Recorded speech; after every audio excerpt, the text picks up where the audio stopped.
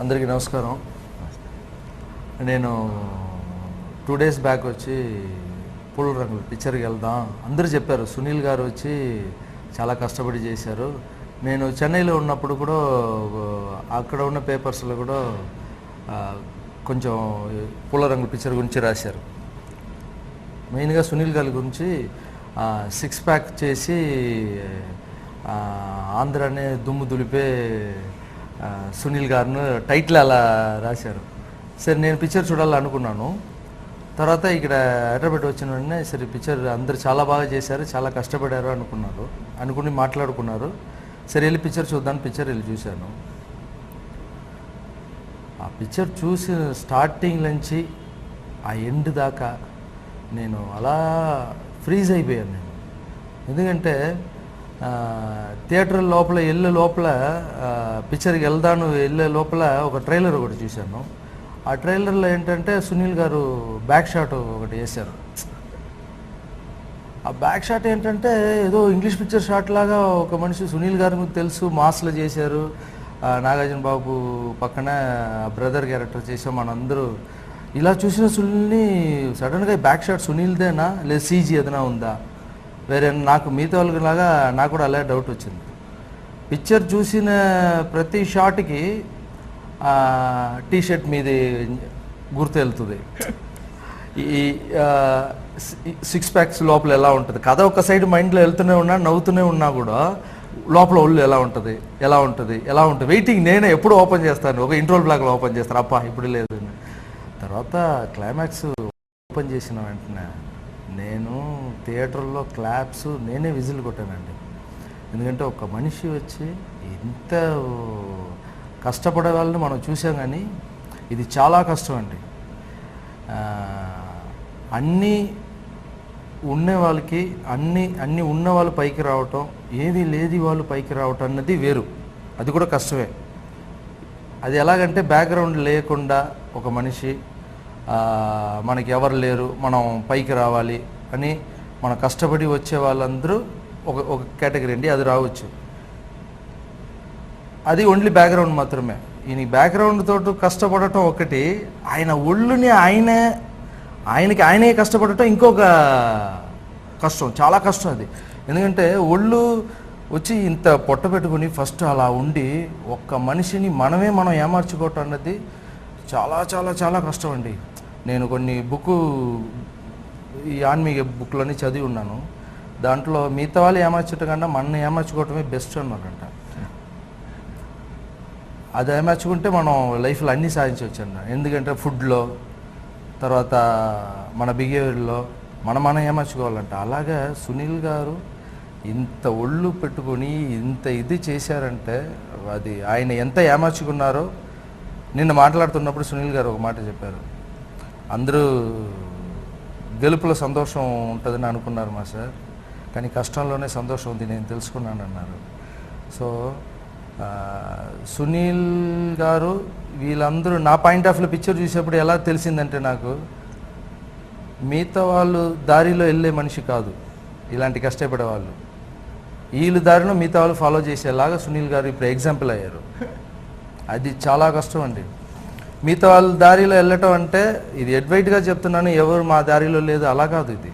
ఇది కొంతమంది చూస్తే నేను వీళ్ళు చూసిన ఫాలో అయ్యాను, వాళ్ళు చూసిన ఫాలో అయ్యాను చెప్తారు. ఇప్పుడు మేమందరూ పైకి వచ్చామంటే చిరంజీవి అని చూసాం, వీళ్ళని చూసాం, వాళ్ళు చూసే పైకి వచ్చాం. కానీ ఫ్యూచర్లో సునీల్ చూసి నేను ఫాలో అయ్యాను కూడా చెప్పవచ్చు. ఎందుకంటే ఇలా ఉన్న ఒళ్ళు మనిషి నేను అనుకుంటే నేను సాధించవచ్చు, నేను అనుకుంటే నేను ఎలాగైనా ఫైట్ చేయవచ్చు, నాకు గిల్లరు ఏమీ లేకుండా కూడా నేను బ్యాక్గ్రౌండ్ ఏ లేకుండా కూడా నేను పైకి రావచ్చు. ఒక మనిషికి కష్టం ఉండి తపన ఉంటే పైకి రావచ్చు అనేది సునీల్ గారు ఫ్యూచర్లో అందరికీ ఎగ్జాంపుల్గా ఉంటారు. నేను తప్పకుండా చెప్తాను ఆ విషయం. తర్వాత ఇంకొక విషయం పిక్చర్ గురించి చెప్పాలంటే డ్యాన్స్, మిగతా దేని గురించి నేను ఎంత మాట్లాడినా ఏం గురించి మాట్లాడినా నేను చెప్పాను, నేను సునీల్ గారిని కలిసేప్పుడు డ్యాన్స్ గురించి నేను తప్పకుండా చెప్పాలండి అని. అది ఏంటమ్మా అది డ్యాన్స్ సూపర్గా డ్యాన్స్ చేశారండి. అది డ్యాన్స్ చూసేప్పుడు మాకు ఎలా అనిపించిందంటే చిరంజీవి అన్నయ్యకి మేము దాయి దాయి దాయమ్మలో ఒక మూమెంట్ మీరు చూసి ఉంటారు, ఆ లెగ్ మూమెంట్ ఒకటి చేసి ఉంటారు. ఆ చేసేప్పుడు ఏ క్రేజ్ ఉందో సేమ్ మూమెంట్ని స్పీడ్ చేసేప్పుడు కూడా క్రేజ్ ఉంది. ఆ చిరంజీవి గారు డ్యాన్స్ చేసేప్పుడు, ఎన్టీఆర్ గారు డ్యాన్స్ చేసేప్పుడు, అల్లు అర్జున్ డ్యాన్స్ చేసేప్పుడు ఎంత ఎంజాయ్ చేసి నేను చూస్తానో, చరణ్ డ్యాన్స్ చేసేప్పుడు ఎంత ఎంజాయ్ చేసి చూస్తానో, అలాగే సునీల్ డ్యాన్స్ చేసేప్పుడు నేను అంత ఎంజాయ్ చేసి చూశాను. నేను మాత్రం కాదు, ఆంధ్ర మొత్తం ఇప్పుడు అదే మాట్లాడుకుంటున్నారు, సునీల్ ఏం డ్యాన్స్ ఆడుతున్నారు అని. సో అందరూ మాట్లాడిన మాస్టర్, మీరు చెప్పడం నాకు చాలా ఇదిగా ఉంది మాస్టర్. మాలాంటి వాళ్ళు డ్యాన్స్ అంతే. ఇప్పుడు నేను ఈ పొజిషన్లో బాగున్నాం, ఈ పొజిషన్లో కూర్చొని మాట్లాడుతున్నానంటే డ్యాన్సే ఇప్పుడు దాకా పైకి ఆ డ్యాన్స్ని ఇంకొకరు చేసేప్పుడు మాకు చాలా సంతోషంగా అనిపించింది. అది సునీల్ వచ్చి ఒక కామెడీ ఆర్టిస్ట్గా ఉండి ఒళ్ళు అలా పెట్టుకుని స్లిమ్ చేసి 6 ప్యాక్స్ చేసుకొని ఆ డ్యాన్స్ చూసేప్పుడు మమ్మల్ని చూసుకున్నాం దాంట్లో. సూపర్ రా, మనలాగా ఒకడు వచ్చి చేస్తున్నప్పుడు చాలా సంతోషంగా అనిపించింది, చాలా హ్యాపీగా అనిపించింది. ఆ పిక్చర్ చూసి బయట వచ్చేప్పుడు, ఇప్పుడు చిన్నప్పటి నుంచి పైకి వచ్చేప్పుడు మనం అనుకుంటాం మనమే గెలవాలి, మనం పైకి రావాలి అని అనుకున్నది కరెక్ట్. కెమెరా ముందు మనం నించున్నామంటే అందరూ మన కాలు కింద ఉండాలి అని అనుకున్నది కరెక్ట్. కెమెరా ఓకే షాట్ అయిన తర్వాత అందరి కాలు కింద మనం అనుకోవాలి. అలాగే చిన్నప్పుడు నేను మాత్రం పైకి రావాలి, నేను అందరిని కొట్టాలి అనుకున్నాం. ఇప్పుడు పైకి వచ్చిన తర్వాత ఏమవుతుందంటే ఎవరు గెలిచినా ఏదో మనం గెలిచినట్టు ఫీల్ అవుతుంది. అది రీజన్ ఏంటంటే మేము కష్టపడాం, ఆ కష్టాన్ని మిగతా వాళ్ళని చూసేప్పుడు, ఆ కష్టపడే వాళ్ళు పైకి వచ్చేప్పుడు మాకు సంతోషంగా ఉంది. సో ఈరోజు నేను చాలా హ్యాపీగా ఉన్నాను. సునీల్ ఈ పిక్చర్ కాదు, దీని తర్వాత పిక్చర్ కూడా దీనికైనా సూపర్గా డ్యాన్స్ చేస్తారని నమ్మకం ఉంది. ఎందుకంటే 6 ప్యాక్ బాడీ ఇలా పెట్టుకొని అలా ఉన్నప్పుడే డ్యాన్స్ అలా వచ్చింది, అంత కసి ఉందంటే ఇప్పుడు స్లిమ్గా అయినప్పుడు ఇంకా ఎలా వస్తుంది? అంతే, డ్యాన్స్ ఇంతవరకు చేయవచ్చు, తర్వాత ఏం ఇస్తాడు దేవుడు ఇస్తాడు. కసి ఉన్నవాడికి ఈ పిక్చరు నెక్స్ట్ పిక్చర్లో దీనికైనా సూపర్గా చేస్తారు, దానికి నెక్స్ట్ పిక్చర్లో దానికైనా సూపర్గా చేస్తారు. ఎందుకంటే కసి ఉన్నప్పుడు ఎవ్వరు ఎక్కడ ఓడిపోడు, దేవుడు ఇస్తూనే ఉంటాడు, కష్టపడే వాళ్ళకి పక్క నుంచి ఇస్తూనే ఉంటాడు. నేను నమ్ముతున్న రాఘవేంద్ర స్వామి కృష్ణుని మొక్కుంటున్నాను, సునీల్ ఏ పిక్చర్ చేసినా బాగా ఆడాలి, ఇలాంటి ఎగ్జాంపుల్గా మీ తాలూకి నించే వాళ్ళు పైకి రావాలి, రాఘవేంద్ర స్వామి కోరుకుంటున్నాను. All the best. Thank you.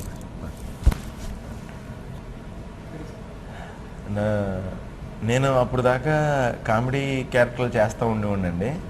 అసలు నేను డెత్ నాతో చేయించాలి అనేది అప్పుడు దాకా ఆల్మోస్ట్ నేను ఒక 80-90 ఫిలిమ్స్ దాకా యాక్ట్ చేశానండి. అప్పటికి నాతో డెత్ సీన్ తీయచ్చు అనే ఇది అసలు ఎవరికి ఐడియా రాలేదండి. ఫస్ట్ టైం లారెన్స్ గారికి ఆ ఐడియా వచ్చి మాస్టర్ గారికి నన్ను పెట్టినప్పుడు నేనే భయపడ్డాను, నేను డెత్ చేయగలనా అని.